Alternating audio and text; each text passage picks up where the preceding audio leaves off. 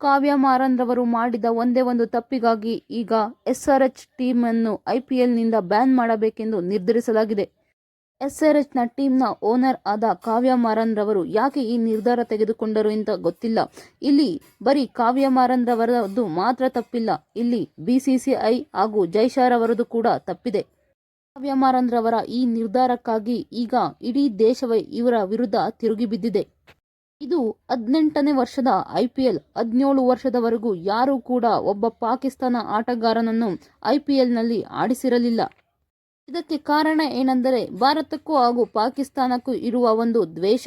ನೀವು ನೋಡಿರಬಹುದು 2025ರಲ್ಲಿ ಎಷ್ಟು ಯುದ್ಧಗಳು ಆದವು, ವರ್ಲ್ಡ್ ವಾರ್ ಕೂಡ ಆದವು. ಪಾಕಿಸ್ತಾನ ಹಾಗೂ ಭಾರತದ ಆ ವಾರ್ನಿಂದ ಭಾರತದ ಎಷ್ಟೋ ಜನರನ್ನು ನಾವು ಕಳೆದುಕೊಂಡೆವು. ಆದರೆ ಇವಾಗ ಇವರಿಗ್ಯಾಕೆ ಇಷ್ಟು ಕೆಟ್ಟ ಬುದ್ಧಿ ಬಂತು ಅಂತ ಗೊತ್ತಿಲ್ಲ. ಇಲ್ಲಿ ದೇಶಭಕ್ತಿಗಿಂತ ಇವರಿಗೆ ಬಿಸ್ನೆಸ್ಸೇ ಮುಖ್ಯ ಆಯ್ತಾ ಅನ್ನೋದು ಕೂಡ ಮಾತು ಬರುತ್ತೆ.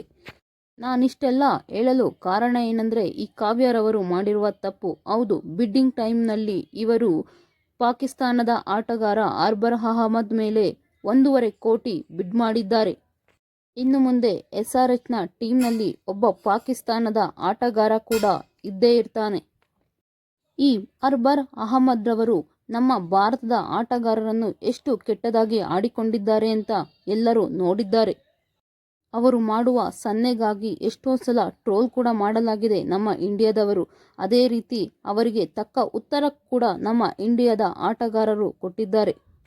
ಆತ ನಮ್ಮ ಇಂಡಿಯಾ ಆಟಗಾರರನ್ನು ಅಷ್ಟೊಂದು ಆಡಿಕೊಂಡಿದ್ದಾನೆ, ಆತನನ್ನು ಮತ್ತೆ ನಮ್ಮ ಇಂಡಿಯಾಗೆ ಕರೆಸಿ ಅದರಲ್ಲೂ ಐಪಿಎಲ್ನಲ್ಲಿ ಆಡಿಸೋದು ಎಷ್ಟು ಸರಿ ಎನ್ನುವುದು ನಮ್ಮ ಜನಗಳ ಪ್ರಶ್ನೆಯಾಗಿದೆ. ಇಲ್ಲಿ ಕಾವ್ಯ ಮಾರನ್ ರವರ ತಪ್ಪು ಅಷ್ಟೇ ಅಲ್ಲ, ಇಲ್ಲಿ ಬಿಸಿಸಿಐ ರವರ ತಪ್ಪು ಕೂಡ ಇದೆ. ಈತನನ್ನು ಹೇಗೆ ಫೋಟೋದಲ್ಲಿ ಹಾಕಿದ್ರು ಅಂತ ಗೊತ್ತಿಲ್ಲ. ಫೋಟೋದಲ್ಲಿ ಹಾಕಿದ್ದಕ್ಕೆ ತಾನೇ ಅಲ್ಲಿ ಆತನ ಫೋಟೋ ಮೇಲೆ ಕಾವ್ಯ ಮಾರನ್ ರವರು ಬಿಟ್ ಮಾಡಿದ್ದು. ಇಲ್ಲಿ ಬಿಸಿಸಿಐ ರವರದು ಕೂಡ ತಪ್ಪಿದೆ ಎಂದು ಹೇಳಲಾಗುತ್ತಿದೆ. ಅಲ್ಲಿ ಅಷ್ಟು ಟೀಮ್ಗಳು ಕುಳಿತಿದ್ದರೂ ಯಾವ ಟೀಮ್ ಕೂಡ ಆತನ ಮೇಲೆ ಬಿಡ್ ಮಾಡೋದಿಲ್ಲ. ಆದರೆ ಕಾವ್ಯ ಮಾರನ್ ರವರೇ ಆತನ ಮೇಲೆ ಬಿಡ್ ಮಾಡಲು ಕಾರಣ ಏನು? ಅವರಿಗೆ ದೇಶಭಕ್ತಿಗಿಂತ ಇಲ್ಲಿ ಬಿಸ್ನೆಸ್ಸೇ ಮುಖ್ಯ ಆಯ್ತಾ ಅನ್ನೋದು ಎಲ್ಲರ ಪ್ರಶ್ನೆ. ಇವರು ಮಾಡಿದ ಈ ತಪ್ಪಿಗೆ ಈಗ ಎಲ್ಲರೂ ಹೇಳುತ್ತಿರುವುದು ಏನೆಂದರೆ ಕಾವ್ಯ ಮಾರನ್ ರವರ ಟೀಮ್ ಅಂದರೆ ಎಸ್ಆರ್ಎಚ್ ಟೀಮನ್ನು ರದ್ದುಗೊಳಿಸಿ ಅಂದರೆ ಬ್ಯಾನ್ ಮಾಡಿ ಎಂದು ಹೇಳಲಾಗುತ್ತಿದೆ.